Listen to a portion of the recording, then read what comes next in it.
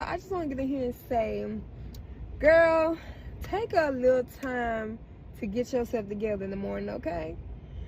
Take a little time out your day, morning, evening, afternoon, or whenever you wake up out that bed. Take a little time to get yourself together.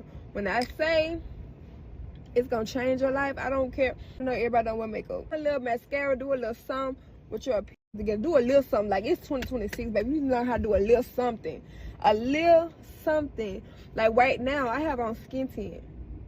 And, like, when I say, she tea. Like, tea. But anyway, take a little time out to get yourself together, especially my mom. Wake up early before your kid get up. Set you a time to get up early, get in your word, and then pour into you. Whatever that feels like for you. Wear the new outfit. Get your nails done. Something. Pour into you, and you'll feel better. I promise. Now, you know you're not supposed to be reading nobody's diary, but I'll tell you what's in mine. Welcome and welcome back to my YouTube channel. My name is Jernè, and this is my diary. So in today's journal entry, we're going to be getting into pouring back into ourselves. So if you're a girly or a woman out there that struggles with pouring into yourself, well, this video is for you, girl. So you want to make sure you get your diary, because I got my diary, because I'm going to be sharing what's in my diary to help you on stepping into becoming her. And if you are new here, hey, my name is Jernè.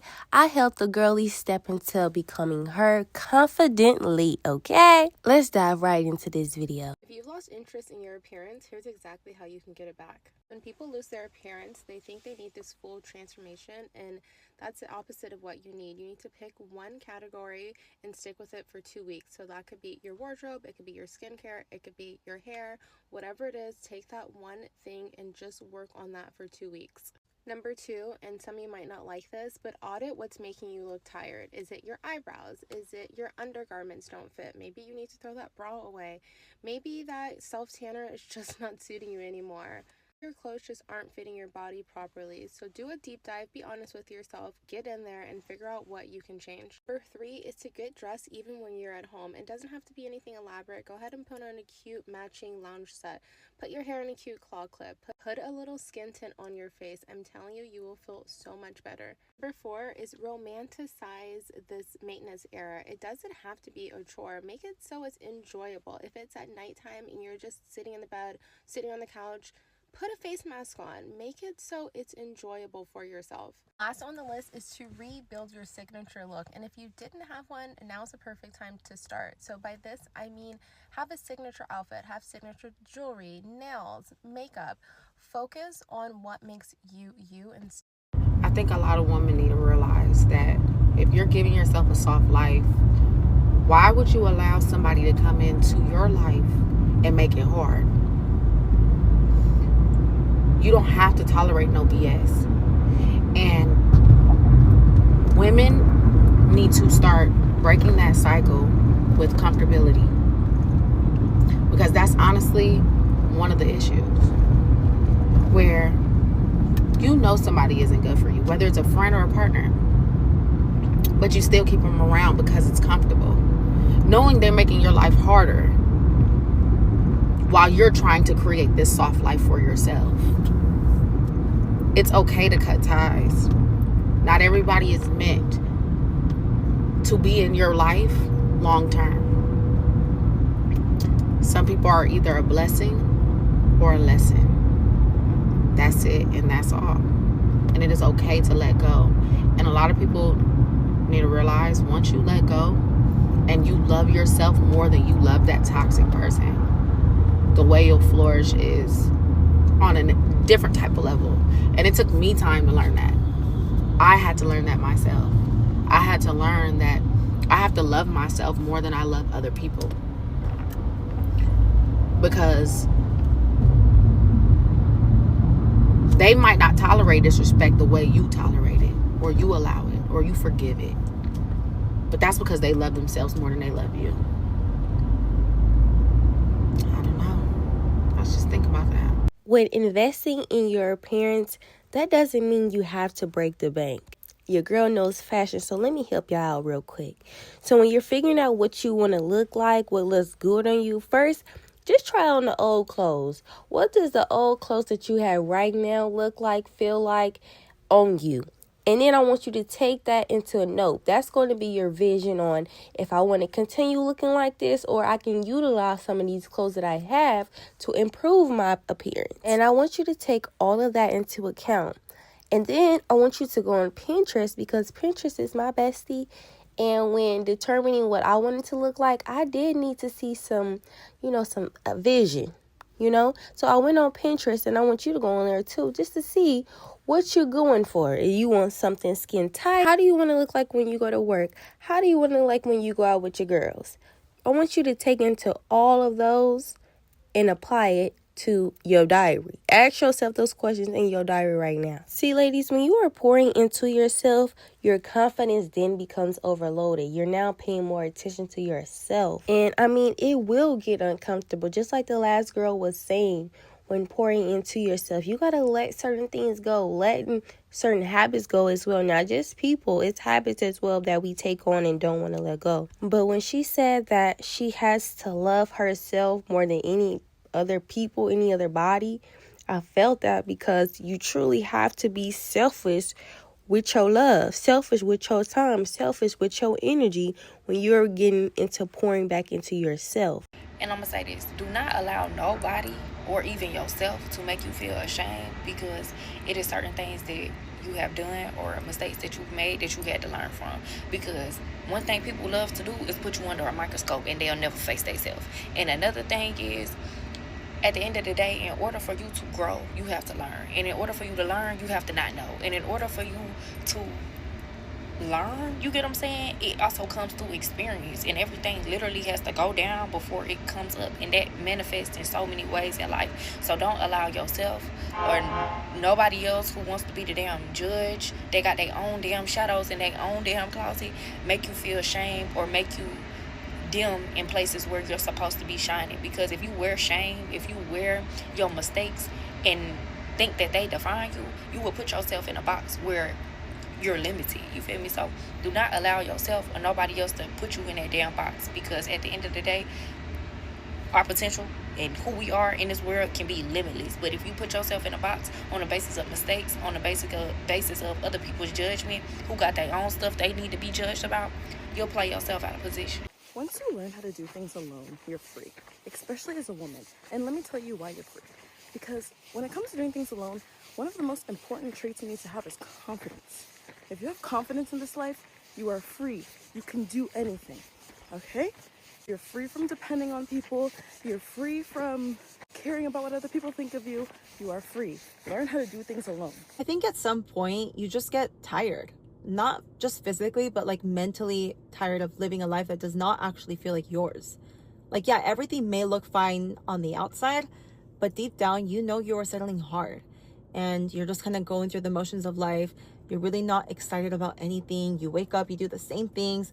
You see the same exact people day after day, and it just feels the same. And you feel like you've been going through that for years and years. And I remember feeling like that for so long. Like, yeah, nothing was ever truly like so wrong on the outside, but nothing felt right either. And that is such a weird place to be, because it's really easy to ignore that. You can stay there for years if you want to. But the moment that you tap in and you start listening to that feeling, everything changes if you decide to actually risk and change your situation. Because that feeling is there for a reason, okay? It's telling you that you are meant for more, that you are outgrowing your current life. And instead of, suppressing it or distracting yourself from it, you have to do something about it, even if it is uncomfortable as hell, even if it doesn't make sense yet. Because the longer that you ignore that feeling, the harder it actually gets to leave. Yeah. But the second that you start making moves, even the small ones start feeling like yourself again. You will start feeling like your highest self. And that's when things actually begin to really shift. And that's when you actually change your entire life. See, people are going to be quick to judge you and point the finger when they forget they have 3 more fingers pointing right back at them. So don't get caught up in what people say. Look at it like this. If you didn't go through that challenge, that experience, or make that mistake, you wouldn't be able to tell that new story on how you were able to overcome it in this new version of you. And when you're pouring into yourself, you have to take some time alone and figure out who you are and who you want to be. I had to take some time alone when I started filling out my Becoming Her Identity Workbook so that I could figure out why my confidence was lacking. And you can also find that workbook in the description down below. But when you're tired of being sick and tired of doing the same thing and ready to grow, then you'll start to invest into yourself and stop putting yourself on the back burner. If I can be completely honest, I lost myself in this relationship. I love my bookie. I'm engaged and all that, yes. But I feel like when you're in a healthy relationship, and like a healthy, stable relationship at that, you get so comfortable to where it's like you neglect yourself. And that's the worst thing that I could have done. Once I stopped neglecting myself and actually got my shit together, y'all, I feel good. I look good. I'm way more happier. I am falling back in love with myself. I lost weight. I finally have my jawline back. Like, no, but like my whole energy shifted. Everything about, like, I just feel like I'm just the overall glow. I promise you, that was the best thing I could have ever done about a month ago, was just stare at myself. And I was just like, ugh, I don't like it. I don't like you. I don't like what I see. Who are you? Get it together. And being selfish is not a bad thing, okay? Let this be your year that you are more selfish, okay? Because us women, naturally, we are birthers, we're mothers, some of us, and we are just nurturers. Even if you're a mother or not, women just have that nurturing feel to them. So naturally, we want to help people. We want to cater to them. We want to do this. We want to do that. You know what I'm saying? And ultimately, we just want to be treated how we treat people for the most part. Okay. But one thing that I really and truly respect about men is that they're going to always be selfish and put themselves first. Okay. They're never going to bring themselves down here to make someone else feel like this. They're always just going to make the decision that they feel is best for them for the most part. And that is something that I truly respect about them, because we all should move that way, okay? We have one life to live, and honestly, it gets to some point where you have to have a little bit of balance and know, yeah, it's okay to kind of live a life with people inside of your world, but also you have to know and remember that it is your world, it is your life, and you only have one life to live. So you kind of gotta, be a little selfish sometimes. Moving in silence was the best thing I have ever done in my life. I have nobody asking me for updates, no one trying to infiltrate on my path, and no one messing up my vision. I'm in the most creative part of my life right now because I'm at the beginning and I'm planning out so much. I have nobody like, oh, what is this? And da-da-da. Oh, you're weird for not telling me this. Or what's the update on this? Or how do you do this? Or can you teach me how to do? I have none of that because you don't know what I'm doing. And once you guys realize that humans ruin things that they touch, humans ruin things that we can't even help. That's just in our nature. So what makes you think that it's going to stop at you? What makes you think it's going to stop with your goals and what you're passionate for? It's just not worth it. And then it's like, what do you get when you tell people what your goals are or what the updates are or what you're working on? Because the people that were going to support you have already done so. What is you telling this person going to do? And if you notice, the people that always want the updates, the people that are always in your business are always in the mix, they never support you. They want to know your secret sauce. They keep bugging you until you tell them, and if you don't tell them, you're weird. Those people never do anything with what you're telling them. You don't support, you don't fund, you don't give ideas, you don't help, you don't, like, what am I telling you for? And the sooner we realize that moving in silence is a form of peace, moving in silence is a form of protection. And I feel like the more you tell people with like what you're doing, the further you're going to get from your goal. And when you do reach that goal, it may not be the goal that you imagine or can't even expand to its fullest potential because you done gave yourself out and allowed so many people in on your way there. It's not worth it.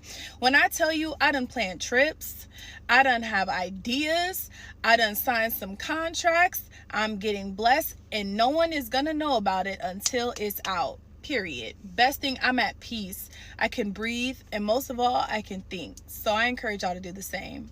Peace, love, and applesauce. A lot of women don't speak up about losing themselves within a relationship, but that does happen.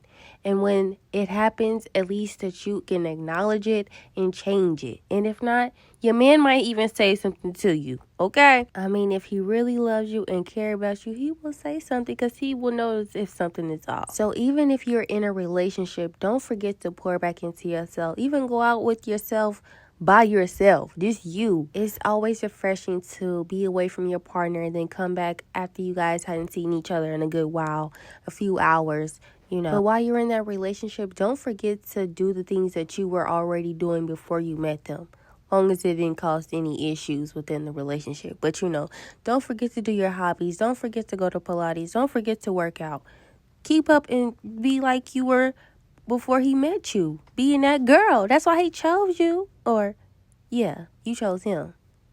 However you got it going on in your relationship. Just don't forget to pour back into you and don't let yourself go. I already told y'all to be selfish. You're going to have to be a little selfish to win. And one thing that I took into account is to move in silence. I learned that years ago when I first decided to move out of state.